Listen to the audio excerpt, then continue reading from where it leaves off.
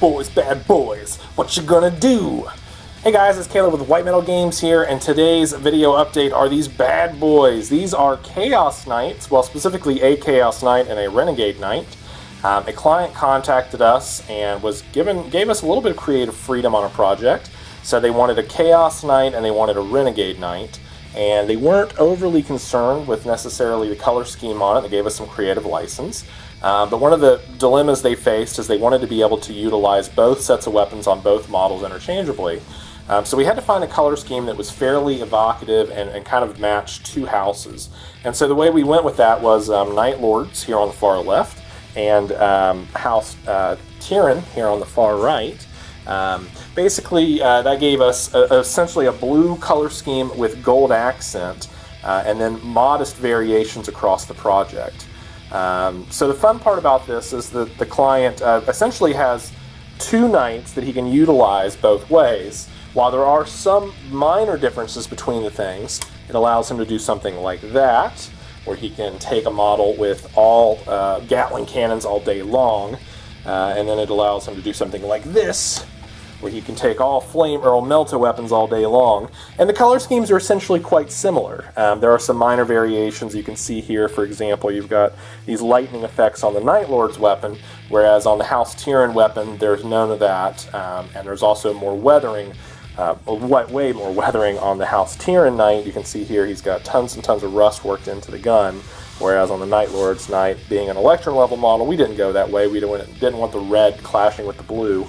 But at a quick tabletop glance, they look similar enough that you won't really pay attention to it too much, so you can still have some fun with it. The other nice thing about this project is that it kind of gives you this idea that this guy is maybe transitioning into a Night Lord's Knight. So he fell from House Tyrann, now he's marked himself with all these chaos runes and all of these chaos markings you can kind of see there on the shoulder pad, there on the front.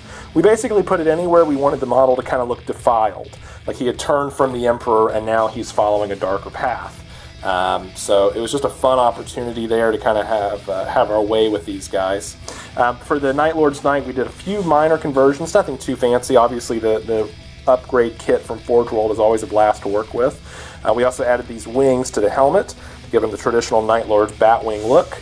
And then for the base, we did this kind of Belfry style basing, kind of in very, very somber tones of blues and grays. Very minimalist, whereas you see here this guy is actually standing on a Land Raider hull that has been long ago abandoned and sort of dropped into the mire and the muck of an abandoned cityscape. So two fun models, a really fun project to do, and one example of how you can work in a Renegade into your Chaos army. So enjoy the 360 video. If you have any questions, if you'd like to commission a model for either of these ranges, either Night Lords or Chaos in general, Renegade Knights or House Tyrann, we don't have to Chaos your model up. We can go with the traditional color scheme and that'll look nice and fine. Just contact us at info@whitemetalgames.com. Both of these models are pushing higher level work. This is Electrum relatively with a lot of freehand work, and then this is kind of goldish with a lot of weathering and powders and pigments and scorching and all sorts of fun stuff on this guy. So we hope you like this quick look at these models. Until next time, put your minis where your mouth is.